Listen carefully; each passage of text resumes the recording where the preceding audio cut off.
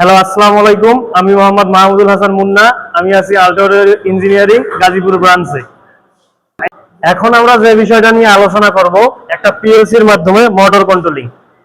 আজকে আমরা যে পিএলসিটা নিয়ে কাজ করব সেটা হচ্ছে F7-1200 সিমেন্স ব্র্যান্ডের পিএলসি নিয়ে কাজ করব।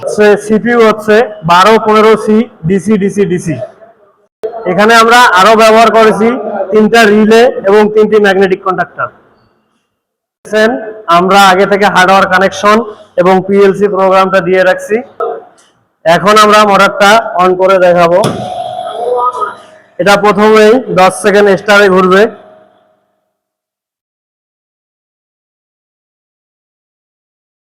দেখতে পাচ্ছেন 10 সেকেন্ড পর ডেল্টায় ঘুরতেছে, তখন আরপিএমটা স্পিড একটু বেশি হইতেছে। ধন্যবাদ সবাইকে এতক্ষণ মনোযোগ সহকারে ভিডিওটা শেষ পর্যন্ত দেখার জন্য।